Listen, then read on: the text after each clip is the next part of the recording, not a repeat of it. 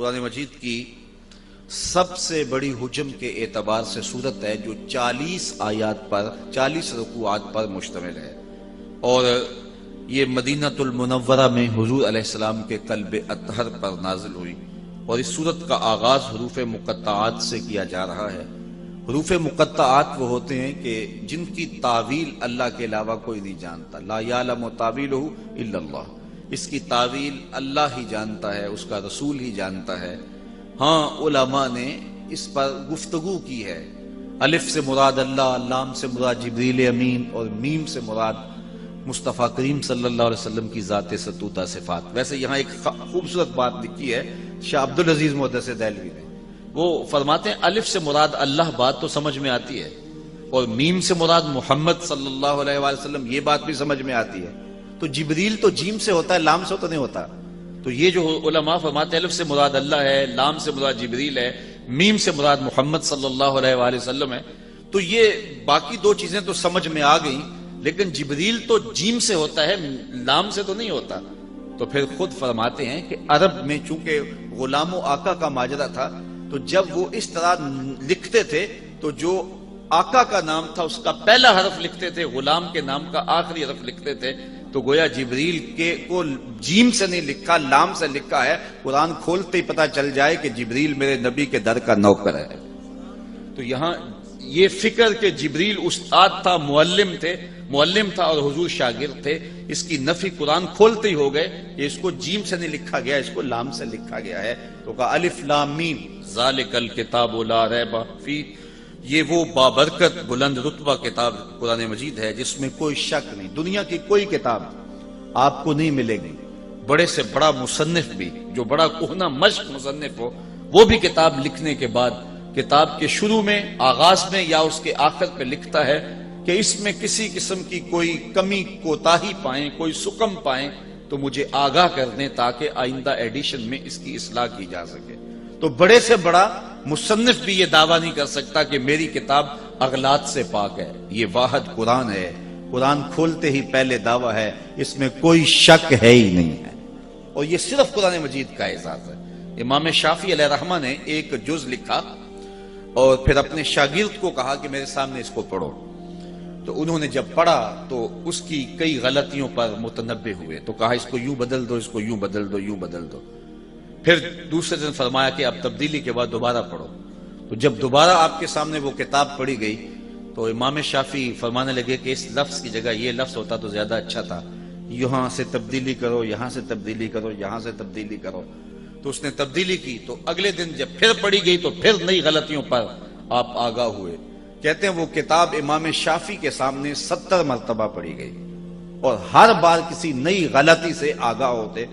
پھر جب اتنی مرتبہ پڑھی جا چکی تو امام شافعی اپنے شاگرد سے کہنے لگے داؤ اسے چھوڑ دے، یہ حق شافعی کی کتاب کو نہیں ہے کہ اس میں کوئی شک نہ ہو، اس میں کوئی غلطی نہ ہو اور امکان نہ ہو، یہ حق صرف اللہ کی کتاب قرآن مجید کو ہی حاصل ہے کہ یہ کتاب کھولتے ہی یہ دعویٰ موجود ہے کہ اس میں کوئی شک نہیں ہے، لا ریب فیہ۔ تو یہاں لا نفی جنس کے لیے ہے کہ یعنی مطلق کوئی بھی اس کے اندر شک ہے ہی نہیں، نفس کتاب میں کوئی شک نہیں۔ اگر کسی کے ذہن میں شک ہو وہ ایک امر آخر ہے، اور وہ آگے چل کے سورہ بقرہ میں ارشاد فرمایا گیا کہ جو ہم نے اپنے عبد خاص پہ اتارا اس میں اگر تمہیں شک ہے تو اس کی مثل ایک صورت لا کے دکھاؤ۔ تو کسی کے نفس میں شک ہو، کسی کے ذہن میں تردد ہو، وہ ایک امر آخر ہے۔ نفس کتاب کے اندر لا ریب فیہ مطلق نفی کر دی گئی، جنسیت جنس کی نفی کر دی گئی کہ شک نام کی چیز ہی اس کتاب میں نہیں۔ اتنی مبرہ، اتنی پاکیزہ اور اتنی خوبصورت کتاب ہے کہ یہاں شک نہیں ہے۔ ہدی للمتقین، اور یہ کتاب ہدایت ہے ڈر والوں کے لیے۔ جو متقی ہے، تقوی کا لفظ جو ہے وہ قرآن مجید میں تقریباً 33 دفعہ موجود ہے، اور یہ لفظ ایسا ہے جس سے ہر دینیات کا طالب علم اچھی طرح سے آشنا ہے۔ ہم نے جو ہی ہوش سنبھالا ہے ہم تقوی کے لفظ سے جو ہے وہ آگاہ ہیں، اور ہمیں تقوی کا جو ہے وہ ایک سطحی سا مفہوم بھی اچھی طرح سے ازبر ہے کہ تقوی سے مراد کیا ہے۔ تو اس پر علماء نے بہت کچھ لکھا بھی ہے، اور یہ قرآن مجید کا اہم موضوع بھی ہے، اور تقوی کا حاصل ہونا یہ مومن کی زندگی کا مقصود بھی ہے۔ تو اس تقوی کو سمجھ لینا چاہیے کہ یہ تقوی کیا ہے، اور تقوی کے حاملین ہی متقی کہلاتے ہیں، تو متقیوں کے لیے یہ کتاب سراپا ہدایت ہے۔ تو اس پر اہل علم نے بہت کچھ لکھا۔ کسی نے کہا کہ نیکنے کے بعد جو طبیعت کے اندر ایک تذبذب ہوتا ہے کہ میری نیکی قبول ہوئی ہے یا نہیں ہوئی، تو اس کا نام تقوی ہے۔ نیکی کرنے کے بعد بھی ڈرتا رہے، اور یہ حضرت شیخ جہانگیر سمنانی علیہ رحمہ کا قول ہے، اور اس کی تائید میں حضرت علی المرتضی رضی اللہ تعالی عنہ سے مروی ایک روایت بھی موجود ہے کہ نیکی کرنے کے بعد بھی انسان ڈرتا رہے کہ پتہ نہیں میری نیکی بھی قبول ہوئی ہے کہ نہیں۔ اور اگر اس پر عمل دیکھنا ہو تو وہ سیدنا فاروق اعظم کا عمل موجود ہے کہ عید کے دن رو رہے تھے، تو کسی نے پوچھا کہ حضرت آج تو خوشیوں بھرا دن ہے، تو کہا مجھے نہیں پتا میرے روزے قبول ہوئے ہیں یا کہ نہیں ہوئے، میں مقبولین میں سے ہوں یا مطرودین میں سے۔ تو یہ ہے نیکی کرنے کے بعد بھی ایک کھٹکا رہے، ڈر رہے کہ پتہ نہیں میری نیکی قبول ہے کہ نہیں، چونکہ جو گناہ ہوتا ہے وہ کنفرم ہے کہ گناہ ہے۔ تو نیکی میں تھوڑا سا فرق نیت کا آ گیا، تو یوں کہ یہ بڑی حساسیت ہے اس معاملے کے اندر۔ وہ کیا اقبال نے کہا تھا، براہیمی نظر لیکن بڑی مشکل سے ملتی ہے، ہوس چھپ چھپ کے سینوں میں بنا لیتی ہے تصویریں۔ تو یہ بڑی باریک سی چالیں ہوتی ہیں، ریا کی بھی، عجب کی بھی، اور بہت ساری چالیں جو عمل کو برباد کر دیتی ہیں۔ اس لیے جو ہے وہ نیکی کرنے کے بعد بھی وہ جو طبیعت کے اندر بے چینی ہوتی ہے کہ پتہ نہیں میری نیکی قبول ہوئی ہے یا کہ نہیں، تو اس کو تقویٰ کہتے ہیں۔ تقوی کے بارے میں یہ بھی کہا گیا کہ گناہ سے قلبی نفرت اور نیکی کی طرف قلبی رغبت کا نام تقوی ہے۔ لیکن میرے خیال میں تقوی کے حوالے سے بہت اچھا حضرت کعب بن احبار سے مروی ہے، جب حضرت عمر رضی اللہ تعالیٰ عنہ نے ان سے پوچھا کہ تم پچھلی کتابوں کے عالم بھی ہو اور قرآن بھی پڑھا ہے، تم بتاؤ کہ تقوی کیا ہے۔ یہ کعب احبار نے حضور کا زمانہ پایا ہے، لیکن زمانہ رسالت مآب صلی اللہ علیہ وسلم میں اسلام قبول نہیں کیا۔ حضور علیہ السلام کے وصال کے بعد انہوں نے اسلام قبول کیا، تو گویا وہ حضور کی زیارت تو انہوں نے کی ہے لیکن صحابی نہیں بنے، تو اس لیے تابعین میں سے ہیں، لیکن پچھلی کتابوں کے عالم تھے، اور پھر جب اسلام کو پڑھا تو پھر اسلام کے بھی عالم ہوئے۔ تو یہ بڑے اہم شخص تھے اس اعتبار سے، اور صحابہ ان سے کچھ امور کے اندر رجوع کرتے تھے۔ تو حضرت عمر نے ان سے پوچھا کہ تم نے پچھلی کتابوں کو بھی پڑھا ہے اور اسلام کو بھی پڑھا ہے، تو تم بتاؤ کہ تقوی کیا ہے۔ تو کعب احبار نے سوال کرنے پر حضرت عمر سے کہا کہ کبھی آپ ایسی وادی سے گزرے ہیں جہاں خاردار جھاڑیاں ہوں؟ تو حضرت عمر نے کہا ہاں کئی مرتبہ گزرا ہوں۔ تو کہا کہ پھر تم نے کیا کیا؟ تو حضرت عمر نے کہا کہ میں نے کپڑے سمیٹ لیے کہ جھاڑیوں سے گزر رہا ہوں، کو کانٹا میرے دامن سے الجھ نہ جائے اور میرا لباس تار تار نہ ہو جائے۔ تو حضرت کعب احبار کہنے لگے فضا کا تقوی، تقوی بھی یہی ہے کہ دنیا سے یوں گزر جاؤ کہ کوئی کانٹا تمہارے دامن سے الجھ نہ جائے اور تمہیں داغدار نہ کر دے۔ گناہوں سے بچ بچ کے زندگی گزارنے کا نام تقوی ہے۔ تمام عمر طوفان سے کھیلتے گزری، نیا کے ڈوبنے کا ڈر بھی رہا۔ تو ساری زندگی یوں ہی گزرتی ہے، اور مومن وہ صوفیہ فرماتے دنیا میں اس طرح رہو جس طرح کشتی پانی میں رہتی ہے، پانی میں رہتی ہے لیکن اپنے اندر پانی نہیں آنے دیتی۔ کشتی پانی میں رہے تو خیر ہے، لیکن پانی کشتی میں آ جائے تو کشتی کو لے ڈوبتا ہے۔ تم دنیا میں رہو، دنیا تمہارے اندر نہ رہے۔ تو اگر بندہ دنیا میں رہے تو خیر ہے، لیکن دنیا بندے کے اندر اتر آئے تو ابو نعیم الاصفہانی کا فتویٰ سنیے، حلیہ میں لکھتے ہیں من نظر الی الدنیا نظر الحب اخرج اللہ تعالی من قلبہ نور الیقین والزہد۔ جو دنیا کو محبت کی نظر سے دیکھتا بھی ہے، اللہ اس کے دل سے زہد اور تقوی کے نور کو کھینچ لیتا ہے، تو اس کے پلے کچھ رہتا نہیں ہے۔ اس لیے ہمارا مقصود رضا الہی ہے، اور اسی کے لیے ہمیں کوشش ہونی چاہیے، اور اس کے لیے ہم اپنے تزکیے کی طرف متوجہ ہوں۔ سویر سے لے کر شام تک جب ہمارا وظیفہ ہی دنیا بن جائے گی تو ہمارا اندر باطن لٹ جائے گا، بے چینی، اضطراب اور بے سکونی پھر وہ کبھی بھی نہیں مٹنے پائے گی۔ اس کے ہم بڑے مداوے کریں گے، لیکن اصل جب دنیا کی محبت دلوں میں راسخ ہو جاتی ہے تو پھر جو ہے وہ یہ دل بنایا ہی اللہ تعالیٰ نے اپنی یاد کے لیے ہے، اور وہ گوارا نہیں کرتا اس کے اندر کسی اور کی محبت ہو۔ تو صوفیہ نے یہ بڑا خوبصورت نسخہ دیا کہ دنیا میں اس طرح رہو جس طرح کشتی پانی میں رہتی ہے، پانی میں رہے گی، خود بھی تیرے گی، اوروں کو بھی ترائے گی، لیکن پانی اگر اندر آ گیا تو باقیوں کو بھی لے ڈوبے گی اور خود بھی ڈوب جائے گی۔ تو اس لیے تقوی یہ ہے کہ انسان جو ہے وہ دنیا کے اندر حزم و احتیاط کے ساتھ زندگی گزارے، اس کے دامن سے گناہ کا کوئی جو ہے وہ کانٹا نہ الجھے جو اس کے دامن کو تار تار کر دے۔ تو جو متقی ہیں اللہ تعالیٰ نے قرآن مجید کو سراپا ہدایت ان کے لیے بنایا ہے۔ یہاں قرآن مجید جو ہدایت ہے اس کے لیے لفظ مصدر استعمال کیا، ہدن مصدر استعمال کیا گیا، تو مصدر کا استعمال کرنا اس کے معنی کی کثرت کو بیان کرنا مقصود ہے کہ یعنی سراپا ہدایت ہے، سراسر ہدایت ہے ان کے لیے جو متقی ہیں۔ اب متقی کون ہیں ان کی کچھ صفات کا یہاں ذکر کر دیا تاکہ لوگوں کے لیے سمجھنا آسان ہو کہ تقوی کا حصول جو کہ مقصود ہے ایک مومن کی زندگی کا، وہ کیسے حاصل کیا جائے تقوی۔ تو اس کی پہلی شک یہ بیان کی، الذین یؤمنون بالغیب، وہ جو بن دیکھے مانتے ہیں، یعنی متقی وہ ہیں کہ جن کا ایمان بن دیکھے ہے۔ دیکھ کر کے مان لینا یہ کمال نہیں ہوتا۔ وہ تو آپ جانتے ہیں کہ جب ڈوب رہا تھا فرعون تو اس نے اس وقت کہا تھا آمنت برب موسیٰ، میں موسیٰ کے رب کو مان گیا، لیکن اس کا یہ ماننا معتبر نہ ہوا۔ تو ایمان جو ہے وہ بالغیب ہے، بن دیکھے جو چیز مان لی جائے، تصدیق کر لی جائے جس چیز کی، تو اس کو ایمان کہا جاتا ہے۔ تو یہ پہلا وصف بیان کیا گیا متقیوں کا کہ جو بن دیکھے مانتے ہیں، اور ایمان نام ہی بن دیکھے ماننے کا ہے۔ مجھے پھر وہ بہلول یاد آ گیا، یہ مجذوب تھا اور سڑک کے کنارے بہلول بیٹھ کے اپنے پاؤں پر مٹی کے گھروندے بناتا تھا اور انہیں مسمار کر دیتا تھا۔ یہ جس طرح بچے کو گلی میں ریت پھینک جائیں تو وہ اپنے پاؤں پہ گھروندے بنا کے ان کے گرا دیتے ہیں، تو یہ بھی اسی شغل میں لگا ہوا تھا۔ تو بادشاہ گزرا ہارون الرشید، اس نے دیکھا کہ بہلول بیٹھا ہے اور اپنے پاؤں پہ مٹی کے گھروندے بناتا ہے اور بعد میں مسمار کر دیتا ہے۔ تو بادشاہ نے مسکرا کے پوچھا بہلول کیا کر رہے ہو؟ اس نے کہا جنت کے محل بنا رہا ہوں۔ تو بادشاہ مسکرا کے گزر گیا، دیوانہ ہے، جنون کی باتیں کر رہا ہے۔ لیکن سادی بولے سادیا نزدیک رائے عاشقاں خلق مجنون اندو مجنو عاقل است۔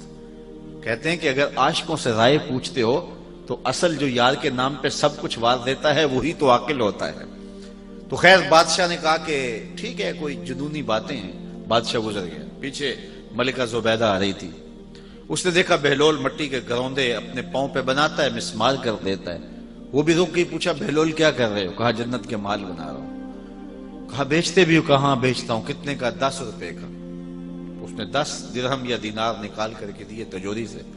تو بہلول نے وہ پیسے پکڑے اور دجلہ میں پھینک دیے اور ایک گھروندے کے گرد جو ہے وہ دائرہ کھینچ دیا، کہا یہ تمہارا ہوا۔ تو خیر ملکہ بھی چلی گئی، رات پڑی، بادشاہ سویا تو کیا منظر جاگتا ہے خواب میں کہ جنت ہے، خوبصورت محلات ہیں، ایک محل کے باہر لکھا ہے ملکہ زبیدہ۔ شوق ہوا کہ دیکھوں، آگے بڑھا تو خادم نے روک دیا، کہا یہ میری بیوی کا محل ہے۔ کہا جنت اور دنیا کے ضابطے الگ الگ ہیں، تم اجازت کے بغیر نہیں جا سکتے۔ اسی اثناء میں بادشاہ کی آنکھ کھل گئی۔ جب آنکھ کھلی تو بے چین ہو گیا، اس نے اپنی بیوی کو جگایا، بیدار کیا، کہا کہ میں تیرے نام کا جنت میں یوں محل دیکھا ہے، تو نے کون سا کوئی خاص نیک عمل کیا ہے؟ اس نے کہا وہی معمول کی نمازیں روزے، کوئی خاص عمل تو نہیں ہے کہ جو میں نے کیا۔ ہاں مجھے یاد پڑا، کل میں گزر رہی تھی، دجلہ کا کنارہ تھا، دنیا جسے مجنون کہتی ہے، وہ بہلول وہ مٹی کے گھروندے بناتا تھا اور کہتا تھا یہ جنت کے محل ہیں۔ 10 درہم میں ایک گھروندہ میں نے خرید لیا تھا۔ میں نے کہا 10 درہم کیا ہوتے ہیں؟ تو اس نے دائرہ کھینچ کے کہا تھا یہ جنت کا محل ہے، ہو نہ ہو یہ وہی محل کیوں نہ ہو۔ بادشاہ کہنے لگا سر پکڑ کے وہ تو مجھے بھی کہتا تھا، لیکن میں دیوانے کی بات سمجھ کے گزر گیا۔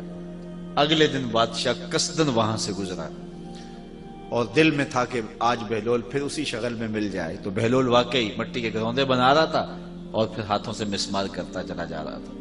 تو ہارون الرشید رک کے کہنے لگا کہ بہلول کیا کر رہے ہو؟ اب دل دھڑک رہا ہے کہ کل والا جواب بھی ملے تو کیا خوب ہو۔ تو بہلول نے کہا جنت کے محل بنا رہا ہوں۔ بادشاہ کا دل تھوڑا سا سکون میں آیا تو کہا آپ بیچتے بھی ہو؟ کہا ہاں بیچنے کے لیے بنا رہا ہوں۔ کہا کتنے کا؟ کہا آدھی حکومت لگے گی۔ کہا کل تو 10 درہم کا میری بیوی نے خریدا ہے۔ کہا اس کے لیے آج بھی 10 درہم کا ہے۔ تو کہا میرے لیے اتنا مہنگا کیوں؟ کہا تو دیکھ کے جو آیا ہے، الذین یؤمنون بالغیب، جو بن دیکھے سودے کرتے ہیں۔ تو کہا یہ تقوی والوں کی علامت ہے۔ اور یہاں میں آپ کی خوشی کے لیے حضور کا ایک فرمان بھی سناتا ہوں۔ حضور نے فرمایا طوبی لمن رآنی وآمن بی، اس شخص کو مبارک ہو جس نے مجھے دیکھا اور میرے اوپر ایمان لایا۔ چاند پھٹتے ہوئے دیکھا، سورج واپس آتے ہوئے دیکھا، کنکروں کو کلمے بولتے دیکھا، درختوں کو سلامیاں دیتے دیکھا، اس شخص کو مبارک ہو۔ وہ بدبخت ہے کہ کنکروں کو کلمے پڑھتے ہوئے دیکھ کر بھی نہیں مانے، لیکن تم نے مان لیا۔ کہا تمہیں تمہارے ایمان لانے کی میں ایک مبارک دیتا ہوں، طوبی لمن رآنی وآمن بی، اس شخص کو مبارک ہو جس نے مجھے دیکھا اور میرے اوپر ایمان لایا۔ وطوبی 7 مرات من لم یرانی وآمن بی، اور جنہوں نے مجھے دیکھا بھی نہیں ہوگا پھر بھی مانیں گے، ان کو 7 مبارک ہیں۔ الذین یؤمنون بالغیب، جو بن دیکھے سودے کرتے ہیں۔ اچھا یہاں ایک سوال کھڑا ہو جاتا ہے، اس کا جواب دینا چاہوں گا، اور اس میں بڑی باتیں ہیں کہ جب یہ ایمان ہوتا ہی بالغیب ہے تو پھر حضور علیہ السلام کو جن صحابہ نے مانا ہے تو حضور کو تو دیکھ کے مانا ہے، تو پھر حضور پر ایمان بالغیب تو نہ ہوا، حضور کو تو دیکھ کے ایمان لائے نا۔ تو ایمان ہے الذین یؤمنون بالغیب، وہ جو بن دیکھے مانتے ہیں۔ تو صحابہ نے تو حضور کو دیکھا، تو پھر حضور پر ایمان کس معنی میں ہوا؟ تو یہاں اگر آپ کی توجہ ہو تو 2 جملوں میں یہ بات کہنا چاہتا ہوں کہ انہوں نے حضور کو دیکھا، اس میں کوئی شک نہیں، لیکن حضور کے ہاتھوں کو دیکھنے کا نام ایمان لانا نہیں ہے۔ ہاتھوں میں ید اللہ کی طاقت کو ماننے کا نام ایمان ہے، اور وہ غیبی وصف ہے۔ آنکھوں کو ماننے کا نام ایمان نہیں ہے، آنکھوں میں مازاق کی قوت کو ماننے کا نام ایمان ہے۔ سینے کو ماننے کا نام ایمان نہیں ہے، سینے میں علم نشرہ کے جلووں کو ماننے کا نام ایمان ہے۔ بازوؤں کو ماننے کا نام ایمان نہیں ہے، وہ تو ابو جہل بھی جانتا تھا یہ بازو ہیں، لیکن بازو میں ما رمیت کی طاقت کو ماننے کا نام ایمان ہے۔ اسی طرح کانوں کو ماننے کا نام ایمان نہیں ہے، کانوں کی سماعتوں کو ماننے کا نام ہے۔ انی ارا ما لا ترون واسمع ما لا تسمعون، کہا جو میں دیکھتا ہوں تم نہیں دیکھتے، جو میں سنتا ہوں تم نہیں سنتے ہو۔ ان قوتوں کو ماننے کا نام ایمان ہے۔ دوسرے لفظوں میں یوں کہہ لو کہ محمد بن عبداللہ کو ماننے کا نام ایمان نہیں ہے، محمد رسول اللہ کو نام ماننے کا نام ہے۔ اور یہ اوصاف غیبیاں ہیں۔ تو حضور کو بھی جنہوں نے مانا تو حضور علیہ الصلوۃ والسلام کے وجود کو، بشرے کو، حضور علیہ الصلوۃ والسلام کی صورت کو انہوں نے گو دیکھا، لیکن ایمان ان غیبی صفات پر ہے جو دکھائی نہیں دیتی، اور ان غیبی صفات کو ماننا ہی کمال ہے۔ تو آج اگر کوئی رسول اللہ کو مانتا ہے لیکن حضور کے کمالات نہیں مانتا ہے تو پھر کس طرح اس کا ایمان معتبر ہوگا؟ ایمان تو بالغیب ہوتا ہے، تو رسول اللہ کے چہرے کو ماننے کا ایمان نام ایمان نہیں ہے، چہرے میں وجہ اللہ کے جلووں کو ماننے کا نام ایمان۔ تو جنہوں نے ظاہری طور پہ دیکھا، ذرا ان کا رنگ بھی دیکھیے۔ یہ قرآن سے چلو اس بات کو طے کر لیتے ہیں، کچھ لوگوں نے دیکھا نا، لیکن خدا کہتا ہے نہیں دیکھا۔ ذرا غور کیجیے اس جملے پہ، وَتَرَاهُمْ يَنْظُرُونَ إِلَيْكَ وَهُمْ لَا يُبْصِرُونَ۔ کیا مرحلہ محبت ہے، اور کیا اللہ تعالیٰ نے جو ہے وہ کمال کر دی کہ فرمایا کہ وَتَرَاهُمْ يَنْظُرُونَ إِلَيْكَ، محبوب آپ ان کو دیکھ رہے ہیں، آپ ان لوگوں کو دیکھ رہے ہیں۔ وَتَرَاهُمْ، آپ ان کو دیکھ رہے ہیں، کیا؟ يَنْظُرُونَ إِلَيْكَ، کہ یہ تمہیں دیکھ رہے ہیں۔ اے محبوب آپ ان کو دیکھ رہے ہو کہ یہ آپ کو دیکھ رہے ہیں، آپ ان کے دیکھنے کو دیکھ رہے ہو۔ وَهُمْ لَا يُبْصِرُونَ، میں خدا ہو کے کہہ رہا ہوں کہ یہ تمہیں دیکھ ہی نہیں رہے۔ ذرا غور تو کیجیے، ایک ہی آیت میں 3 باتیں کہی۔ وَتَرَاهُمْ يَنْظُرُونَ إِلَيْكَ وَهُمْ لَا يُبْصِرُونَ، محبوب آپ دیکھ رہے ہیں کہ یہ تمہیں دیکھ رہے ہیں، میں کہتا ہوں نہیں دیکھ رہے۔ ذرا اس پہ تھوڑی دیر کے لیے رک جائیے کہ یہ دیکھ رہے ہیں اور ان کے دیکھنے کو محبوب آپ دیکھ رہے ہیں، لیکن میں کہتا ہوں خدا ہو کہ نہیں دیکھ رہے۔ اللہ اکبر۔ وَتَرَاهُمْ يَنْظُرُونَ إِلَيْكَ وَهُمْ لَا يُبْصِرُونَ، محبوب یہ دیکھ رہے ہیں، آنکھیں پھاڑ پھاڑ کے دیکھ رہے ہیں، لیکن میں کہتا ہوں نہیں دیکھ رہے، اس لیے کہ جنہوں نے تجھے اپنے جیسا دیکھا دیکھا ہی نہیں ہے۔ کول ہندیاں بھی کہیں اپنا نہ جانیا، دل والے آکھیا دلدار آ گئے۔ یا تبھی تو قبر میں سوال ہوتا ہے نا ابو جہل کو، من ربو کا ما دینو کا ما کنت تقولو فی ھذا الرجل، حضور سامنے ہیں۔ ابو جہل کو سوال ہوتا ہے کہ حضور کے بارے میں، حضور سامنے ہے، ذرا توجہ فرمائیے گا، حضور سامنے ہے۔ ابو جہل کو سوال ہوتا ہے ان کے بارے میں کیا کہتا ہے، یہ کون ہے؟ ابو جہل کو قبر میں سوال ہو رہا ہے، حضور سامنے ہے، پوچھا جاتا ہے یہ کون ہے تو ابو جہل کیا کہتا ہے ہاتھ لا ادری، ہائے افسوس میں تو نہیں پہچانتا یہ کون ہے، مجھے تو نہیں پتا یہ کون ہے۔ یار اگر پتا نہیں ہے تو پتھر کس کو مارتا تھا؟ پتا نہیں ہے تو کانٹے کس کی راہوں میں بچھاتا تھا؟ پتا نہیں ہے تو دارالندوہ میں بیٹھ کے قتل کی سازش کس کے خلاف تیار کی ہے؟ کس کے اوپر اوجریاں ڈلواتا تھا؟ لیکن وہ کہتا ہے ہاتھ لا ادری، ہائے افسوس میں نہیں جانتا۔ ساری زندگی آنکھیں پھاڑ پھاڑ کے دیکھتا رہا، آج قبر میں حضور سامنے ہیں، سوال ہوتا ہے بتا یہ کون ہے؟ وہ کہتا ہے ہاتھ لا ادری، ہائے افسوس میں نہیں جانتا۔ 14 صدیاں گزرنے کے بعد غازی ممتاز قبر میں اترتا ہے، فرشتے پوچھتے ہیں غازی بتا یہ کون ہے؟ تو غازی کہتا ہے پیچھے ہٹو، پہلے پائے ناز کو چوم تو لینے دو، میں تو مر کے پہنچا ہوں یہاں اس دل ربا کے واسطے۔ یہ تو بخت سور گئے کہ میری قبر میں آئے وہ میرے مزار پہ گھونگھٹ اتار کے، آئے وہ میرے مزار پہ گھونگھٹ اتار کے، مجھ سے نصیب اچھے ہوئے میرے مزار کے۔ یہ تو بخت سور گئے کہ وہ میری قبر پہ آئے، پیچھے ہٹو پہلے مجھے پاؤں تو چوم لینے دو۔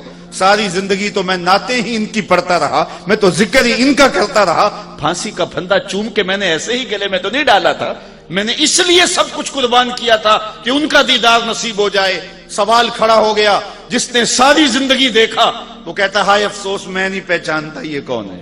اور 14 صدیوں کے بعد غازی علم الدین قبر میں اترتا ہے، عامر چیمہ قبر میں اترتا ہے، سوال ہوتا ہے کہ یہ کون ہے؟ تو کہتے ہیں پیچھے ہٹو پہلے پائے ناز چوم لینے دو۔ جس نے دیکھا وہ پہچانتا نہیں، جس نے نہیں دیکھا وہ پہچان رہا ہے۔ تو اس کا سبب کیا؟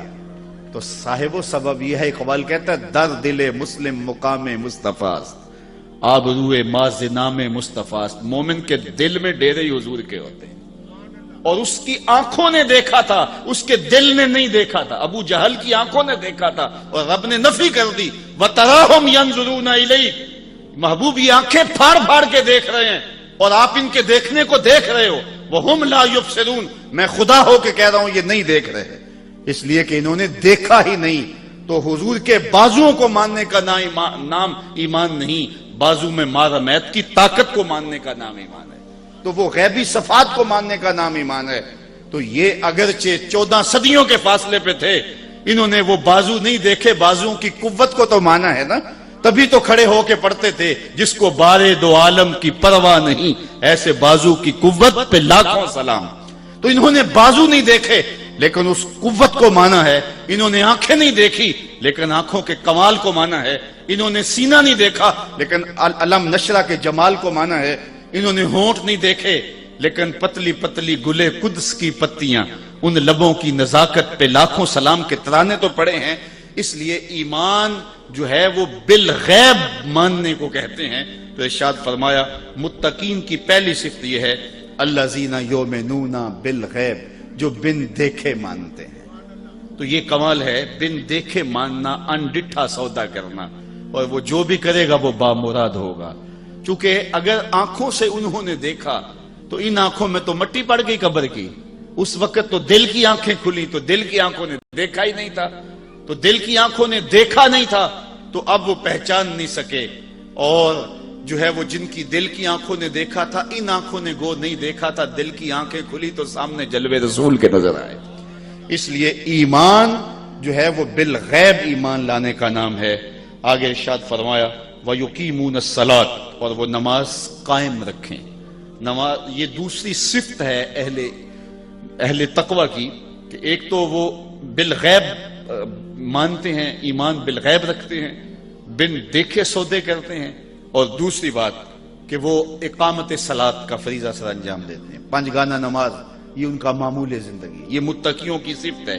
پہلی صفت کا تعلق اعتقادات سے ہے، اب دوسری صفت کا تعلق جو ہے وہ عبادات سے ہے، اور عبادت بدنیہ سے ہے، کہ وہ 5 گانہ نماز شعار زندگی رکھتے ہیں، اقامت صلاۃ کا مفہوم اچھی طرح سمجھتے ہیں، اور ان کی پیشانیاں رب کے حضور جھکتی ہیں۔ کتنے خوش نصیب لوگ ہوتے ہیں جنہیں رب کے حضور سجدہ میسر ہوتا ہے، اور کتنا بدبخت شخص ہوتا ہے جسے رب کے حضور سجدے کی توفیق نہیں ملتی۔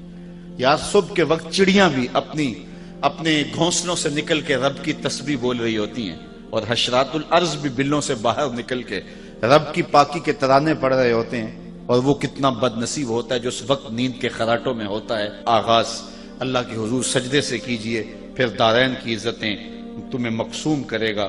آگے فرمایا وَمِمَّا رَزَقْنَاهُمْ يُنْفِقُونَ، اور ہم نے جو ان کو عطا کیا اس سے وہ خرچ کرتے ہیں۔ یہ عبادت مالی ہے، یعنی پہلے عبادت بدنیہ کا ذکر تھا صلاۃ سے، اب عبادت مالیہ کا ذکر کیا کہ وہ اپنے مال کو راہ خدا کے اندر خرچ کرتے ہیں، جو بھی ہم نے انہیں دیا اس سے خرچ کرتے ہیں۔ ویسے علماء تفسیر نے لکھا ہے کہ یہاں سے صرف مال ہی مراد نہیں ہے، بلکہ کسی کو علم دیا تو علم خرچ کرتا ہے راہ خدا میں، کسی کو صلاحیت سے نوازا گیا تو صلاحیت کو خرچ کرتا ہے راہ خدا میں، اس کو جو بخشا گیا، اصل رسوخ دیا گیا ہے، اس کو جو ہے وہ صلاحیت دی گئی ہے، اس کو علم کا نور دیا گیا ہے، اس کو جو بھی دیا گیا ہے اس کو راہ خدا میں خرچ کرتا ہے۔ لیکن عمومی طور پہ یہاں سے مال مراد لیا گیا ہے کہ اللہ نے اس کو جو دیا ہے اس سے وہ خرچ کرتا ہے، یعنی اللہ کے دیے سے خرچ کرتا ہے۔ یہ اس کا رنگ ہے، یہ اس کی کرم نوازیاں ہیں کہ وہ خود دے کے کہتا ہے میری راہ میں خرچ کرو، بلکہ وہ خود دے کے کہتا ہے کون ہے جو مجھ کو قرض حسنہ دے، یعنی خود عطا کرتا ہے اور پھر خود کہتا ہے مجھے قرض حسنہ دو، میں تمہیں اچھے طریقے سے لوٹاؤں گا۔ اور دینے والوں نے بھی راہ خدا میں جب دیا تو حد کر دی۔ ابو دہدا ایک صحابی ہیں، جب یہ آیت تھی نا من ذا الذی یقرض اللہ قرضا حسنا، کہ کون ہے جو اللہ کو قرض حسنہ دے، تو انہوں نے حضور کا ہاتھ پکڑ لیا اور کہا حضور کیا اللہ نے واقعی ہم سے قرضہ مانگا ہے؟ تو حضور نے فرمایا ہاں ابو دہدا، اللہ نے واقعی ہم سے قرضہ مانگا ہے۔ تو وہ حضور کا ہاتھ پکڑ کے ایک سمت جاتے جا رہے ہیں اور آگے ان کا باغ آ گیا جس میں 600 کھجوروں کے درخت تھے، اور کب باغ لگایا جاتا ہے، کب پلتے ہیں اور پروان چڑھتے ہیں، اور جب جو ہے وہ باغ کمال پہ ہوتا ہے، جوبن پہ ہوتا ہے، تو پھر جو ہے اس کے ساتھ جو باغ کے مالک کو محبت ہوتی ہے۔ ہمارے دیہاتوں میں لوگ کہتے ہیں کہ جٹ گنا نہیں توڑن دیتا، اور چاہے وہ گڑ کی پیسی وہ دے دے لیکن گنا نہیں توڑنے دیتا، تو وہ اپنے کھیت کے ساتھ جو تعلق ہے یہ اس کی مثال ہے۔ تو 600 کھجوروں کے درخت، تو انہوں نے حضور کا ہاتھ پکڑا اور باغ کے قریب لے گئے اور کہا حضور کیا اللہ نے واقعی ہم سے قرضہ مانگا ہے؟ تو حضور نے پھر فرمایا ہاں اللہ نے واقعی قرض مانگا ہے۔ تو کہا پھر اس سودے کے آپ گواہ بن جائیں، یہ باغ میں نے اللہ کو قرضے میں دے دیا۔ وہ 600 کھجوروں پر مشتمل باغ، ان کی رہائش بھی اس باغ کے اندر تھی۔ اب اندر نہیں جا رہے، باہر ہی کھڑے ہو گئے اور اپنی بیوی کو آواز دی یا امت دہدا اخرجی، اے دہدا کی امی ذرا باہر آ جا، یہ باغ اب ہمارا نہیں رہا، ہم نے اللہ کو دے دیا۔ اچھا وہ حضور کے درس گاہ کے پڑے ہوئے لوگ کیسے خوش نصیب تھے۔ اس خاتون نے یہ نہیں کہا کہ ابو دہدا کیا غضب ڈایا ہے، بچوں کو لے کے کدھر جائیں، اس نے جلدی جلدی سامان سمیٹا، بچوں کو باہر لیا اور حضور کے سامنے آ کھڑی ہوئی اور ابو دہدا سے مخاطب ہو کہنے لگی یا ابا دہدا رابحہ بیعو کا، اے ابو دہدا تو نے بڑا ہی نفع والا سودا کر لیا ہے، تو نے بڑا ہی نفع والا سودا کر لیا ہے۔ وہ بابا اشفاق مرحوم نے کہا تھا کہ اللہ کی راہ میں دو، تم نے اللہ کے دیے ہوئے سے دینا ہے، کون سا اپنی طرف سے دینا ہے؟ تو کہا وَمِمَّا رَزَقْنَاهُمْ يُنْفِقُونَ، جو ہم نے دیا اس سے وہ خرچ کرتے ہیں، اللہ کے دیے سے جب وہ راہ خدا میں خرچ کرتے ہیں۔ میرے والد گرامی فرمایا کرتے تھے، ہمارے دیہاتوں میں شاید آپ کے یہاں بھی ہو، پہلے کنویں ہوتے تھے جن سے پانی نکال کر کے ہم کھیتوں کو سیراب کیا کرتے تھے، بعد میں ان کی جگہ ٹیوبل آ گئے تو وہ کنویں بند نہیں کیے گئے، دیر تک وہ موجود رہے ہیں، لیکن ان سے لوگوں نے فائدہ حاصل کرنا چھوڑ دیا اور وہ ٹیوبل کے ذریعے سے پانی لینا شروع کر دیا، تو وہ کنویں بند نہیں ہوئے تھے، دیر تک وہ کنویں رہے، لیکن ہم جاتے تھے کنویں پر تو دور تک پانی نظر آتا تھا، بہت نیچے، اور وہ بھی گدلا میلا سا پانی۔ تو بزرگ فرمایا کرتے تھے کہ یہ کنویں جب تک فیض باہر دیتے تھے اللہ نیچے سے بھی انہیں سوتے دیتا تھا، اور جب انہوں نے باہر دینا چھوڑ دیا اللہ نے بھی دینا چھوڑ دیا۔ تو جب تم راہ خدا میں خرچ کرتے رہو گے اللہ تمہیں عطا کرتا رہے گا، اور جب تم دینا چھوڑ دو گے تو پھر تمہارے لیے بھی مشکلات کھڑی ہو جائیں گی۔ تو راہ خدا میں دینے سے مال گھٹتا نہیں ہے۔ حضور نے حضرت ابو کبشہ الانماری رضی اللہ تعالیٰ عنہ سے ایک روایت ہے، حضور نے 3 باتیں قسم کھا کے کہیں اور 4 باتیں بغیر قسم سے کہیں، اور جو 3 چیزیں حضور نے قسم کر کے کہی ان میں سے ایک یہ تھی ما نقص مال عبد من صدقہ، کہ بندے کا مال صدقے سے نہیں گھٹتا۔ حضور فرمایا اس پر محمد قسم کرتا ہے، مجھ سے قسم لے لو کہ صدقے سے مال کم نہیں ہوتا۔ تمہارا کیلکولیٹر کہتا ہے کہ 100 سے اتنے دیے تو اتنے کم ہو گئے، لیکن وہ کہتا پھر حضور فرماتا ہے مجھ سے قسم لے لو کہ صدقے سے مال کم نہیں ہوتا۔ دوسری بات حضور نے یہ ارشاد فرمائی کہ جب کوئی کسی کو معاف کر دے حضور فرمایا مجھ سے ضمانت لے لو، میں قسم دیتا ہوں اس کی عزت میں فرق نہیں آتا۔ اور تیسری بات حضور نے فرمائی، جو بندہ سوال کرنے لگ جاتا ہے تو اس کی محتاجی ختم نہیں ہوتی۔ تو یہ تین چیزیں حضور نے اللہ کی قسم کر کے کہی۔ تو کہا وَمِمَّا رَزَقْنَاهُمْ يُنْفِقُونَ، وہ اللہ کے دیے ہوئے سے خرچ کرتے ہیں۔ اور پھر اس کے بعد پھر اعتقاد کی بات آئی، وَالَّذِينَ يُؤْمِنُونَ بِمَا أُنزِلَ إِلَيْكَ وَمَا أُنزِلَ مِن قَبْلِكَ وَبِالْآخِرَةِ هُمْ يُوقِنُونَ، اور وہ ایمان لائیں اس پر جو محبوب تمہاری طرف اترا نازل ہوا اور جو آپ سے پہلے اتارا گیا اس پر ایمان لائے اور آخرت پر یقین رکھیں۔ یہ متقیوں کی صفات ہیں کہ حضور پر جو نازل ہوا، حضور سے قبل جو نازل ہوا، حضور سے بعد کے نزول کی بات نہیں کی، اور یہ ختم نبوت پہ دلیل ہے کیونکہ حضور کے بعد نزول کا سلسلہ رک گیا۔ تو کہا آپ سے پہلے نازل ہوا یا آپ پر نازل ہوا۔ اور یہ بات بھی ذہن نشین رکھیں کہ حضور پر صرف قرآن ہی نازل نہیں ہوا، قرآن کے علاوہ اور بھی حضور کے سینے پہ بہت کچھ نازل ہوا۔ سنن نسائی کی روایت ہے، حضور نے فرمایا انما اوتیت القرآن ومثلہ معہ، مجھے قرآن دیا گیا اور قرآن جتنے اور علوم بھی میرے سینے میں اتارے گئے۔ اور فرمایا کہ قرب قیامت میں کچھ لوگ موٹے پیٹ والے پلنگ کے اوپر بیٹھ کے کہیں گے کہ جی جی حلال وہی ہے جو اللہ نے حلال کیا، حرام وہی ہے جو اللہ نے حرام کیا۔ حضور نے ارشاد فرمایا کہ مجھے قرآن اور قرآن جتنے اور علوم عطا کر دیے گئے، جس کو میں حلال قرار دے دوں وہ ایسی ہے جس طرح اللہ نے حلال قرار دے دیا، اور جس کو میں حرام قرار دے دوں وہ ایسا ہی ہے جس طرح اللہ نے حرام قرار دے دیا۔ حضور کو اللہ تعالیٰ نے اختیار فی شریعہ عطا فرمایا ہے، تو اس لیے فرمایا محبوب آپ پر جو بھی نازل ہوا، یہ صرف قرآن کی تخصیص نہیں ہے۔ اور پھر فرمایا جو آپ سے قبل نازل ہوا، نبیوں پر صحیفے اور کتابیں نازل ہوئیں، وَبِالْآخِرَةِ هُمْ يُوقِنُونَ، اور آخرت پر یقین رکھتے ہیں۔